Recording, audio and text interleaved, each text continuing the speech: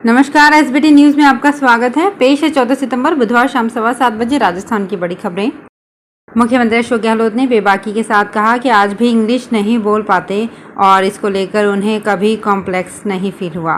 मौका था हिंदी दिवस का और सीएम जयपुर के सवाई मानसिंह कॉलेज के ऑडिटोरियम में आयोजित समारोह में बोलने का। उन्होंने कहा कि आज भी टूटी फूटी इंग्लिश बोलकर काम चला रहा हूं। हिंदी भाषी राज्य के राजनेता भी अंग्रेजी में बात करना शुरू कर देते हैं। अगर मैं वहां होता तो उन्हें टोक देता हूं। मैं उनसे बोलता हूं कि अगर हिंदी में बात नहीं करोगे तो क्या मैं यहां से जाऊं। कार्यक्रम में उच्च शिक्षा मंत्री राजेंद्र यादव भी मौजूद थे। इसी कार्यक्रम में 12वीं क्लास में टॉप करने वाले प्रदेश के 400 छात्रों को सम्मानित भी किया गया। पंजाब के वाघा बॉर्डर की तर्ज पर बीकानेर के खाजूवाला में बीटिंग रिट्रीट सेरेमनी शुरू होने जा रही है।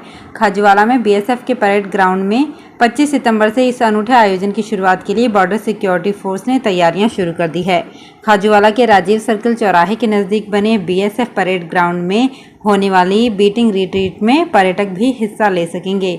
पर्यटकों के बैठने के लिए अलग से व्यवस्था की जा रही है। ये परेड भी वाघा बॉर्डर की तरह भव्य होगी। वाघा बॉर्डर और खाजूवाला बॉर्डर की बीटिंग रिट्रीट में सिर्फ इतना अंतर होगा कि यहाँ पाकिस्तानी रेंजर्स नहीं होंगे। कृषि मंत्री लालचंद कटारिया ने कहा कि गौवंश इस समय संकट के दौर से गुजर रहा है। इसके बावजूद विभागों में आपसी समन्वय नहीं होने पर उन्होंने नाराजगी जताई। उन्होंने पशुपालन विभाग, कृषि विभाग सहित अन्य विभागों को समन्वय से काम करने की हिदायत दी।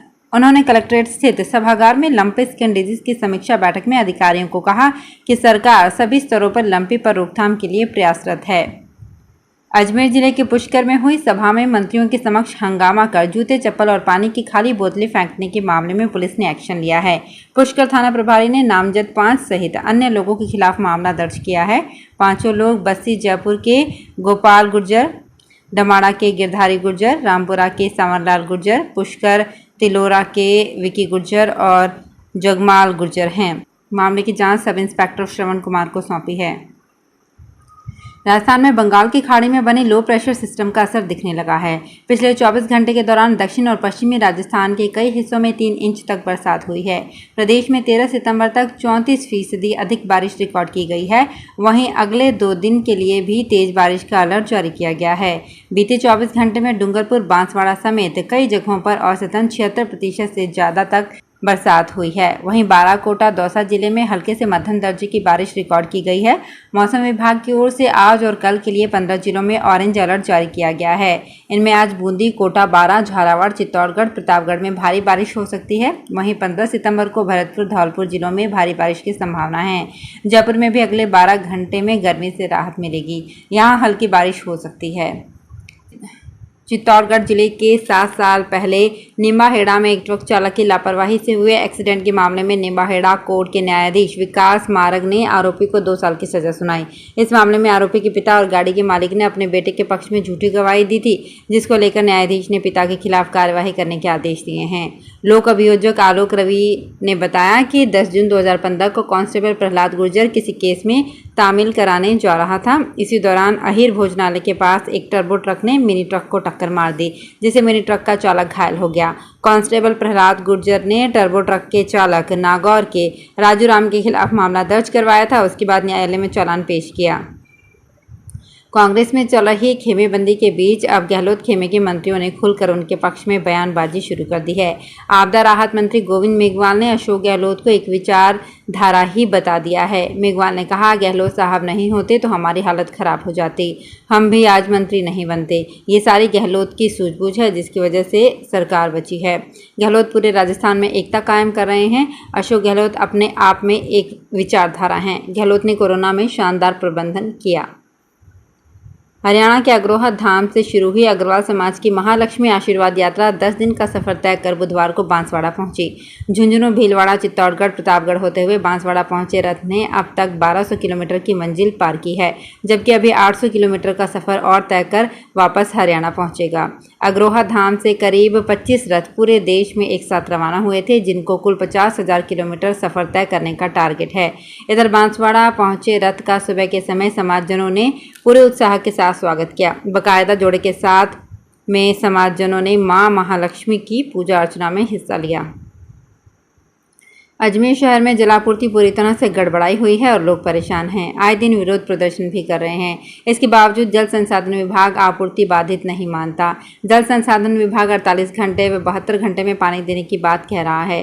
भाजपाइयों और लोगों की ओर से किए गए हंगामा व प्रदर्शन के बाद जब प्रशासन को रिपोर्ट भेजी गई तो उसमें भी जल संसाधन विभाग के अधिशासी अभियंता ने 48 घंटे व कुछ जोन में 72 घंटे में जलापूर्ति का दावा कर दिया। वहीं विधायक व पूर्व मंत्री वासुदेव देवनानी नगर निगम के डेप्यूटी मेयर ने रिपोर्ट को पूरी तरह से फर्जी व गुमराह करने वाला बताया। बारां जिले में मानसूनी बारिश का दौर एक बार फिर सक्रिय हुआ है। मंगलवार से शुरू हुआ बारिश का दौर दूसरे दिन बुधवार को भी रुक रुक कर जारी है। बारां सहित जिले में विभिन्न जगहों पर बारिश हुई है। इससे मौसम में ठंडक घुलने से लोगों को उमस और गर्मी से राहत मिली है। भीलवाड़ा में सरकारी गर्ल्स स्कूल की स्टूडेंट ने बुधवार को अपनी मांगों को लेकर रास्ता जाम कर दिया। विरोध प्रदर्शन देख काफ़ी संख्या में ग्रामीण भी स्टूडेंट के समर्थन में आ गए। जाम में वाहन फंस गए, जिसके बाद पुलिस मौके पर पहुंची और स्टूडेंट्स को समझाने की कोशिश की। एसडीएम और शिक्षा विभाग के अधिकारी भी पहुंचे और स्टूडेंट को शांत किया। मामला भीलवाड़ा के उपशहरपुर का है। पुर कस्बे में सीनियर सेकेंडरी गर्ल्स स्कूल कई सालों से चल रहा है। स्कूल का भवन पूरी तरह से जर्जर हो गया है। सीकर में बुधवार को एबीवीपी की ओर से लंपी वायरस को रोक पाने में सरकार की विफलता पर विरोध प्रदर्शन किया गया। एबीवीपी संयोजक नीतीश चौधरी के नेतृत्व में आयोजित इस आक्रोश रैली में कार्यकर्ता नारेबाजी करते हुए रैली के रूप में गोविंद सिंह डोटासरा के आवास पहुंचे, जहां उन्होंने जमकर नारेबाजी करते हुए गायों को बचाने की अपील की। उन्होंने चेतावनी दी कि सरकार सही वक्त पर गायों की सुध ले ले। राजस्थान में लंपी स्किन डिजीज से संक्रमित गौवंश की संख्या लगातार बढ़ती जा रही है। इस खतरनाक बीमारी से हजारों की संख्या में गौवंश ने दम तोड़ दिया है, जिसके कारण प्रदेश में दूध की कमी होने लगी है। झालावाड़ जिले में भी लंपी स्किन डिजीज के मामले लगातार बढ़ रहे हैं। बढ़ते संक्रमण को रोकने के लिए जिले का पशुपालन विभाग अब वैक्सीनेशन के काम को युद्ध स्तर पर शुरू करने जा रहा है। विभाग के पास 17,000 गॉटपॉक्स वैक्सीन हैं, जो पशुओं को लगाने का काम किया जा रहा है।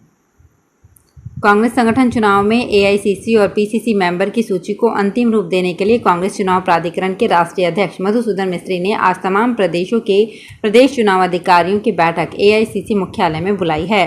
दोपहर 2 बजे होने वाली बैठक में राजस्थान के पीआरओ संजय निरुपम और राजस्थान एसीसी आयोग के चेयरमैन और चंडीगढ़ के पीआरओ खिलाड़ी बैरवा भी शामिल होने के लिए दिल्ली पहुंच गए हैं। बैठक के बाद एआईसीसी और पीसीसी मेंबर की सूची कभी भी जारी हो सकती है। राजस्थान में लंबे समय से घाटे में चल रही राजस्थान रोडवेज के सामने अब अपने कर्मचारियों को तनख्वाह देने के भी लाले पड़ गए हैं। रोडवेज कर्मियों को 2-2 माह से 1 रुपया भी वेतन नहीं मिल पा रहा है। ऐसे में रोडवेज के कर्मचारियों के सामने आर्थिक संकट खड़ा हो गया है। वहीं रोडवेज के सेवानिवृत्त कार्मिक भी 2 माह से पेंशन के लिए दर-दर की ठोकरें खा रहे हैं। राजस्थान परिवहन निगम डूंगरपुर में कुल 207 कार्मिक हैं। इसमें से 90 चालक और 80 परिचालक हैं। फिलहाल इस बुलेटिन में इतना ही। फिर हाजिर होंगे कुछ और बड़ी खबरों के साथ। अगर आप भी अपने आसपास की छोटी बड़ी और महत्वपूर्ण खबरों से अपडेट रहना चाहते हैं तो सब्सक्राइब कीजिए हमारे चैनल एसपीटी न्यूज को और प्रेस कीजिए बेल आइकन पर।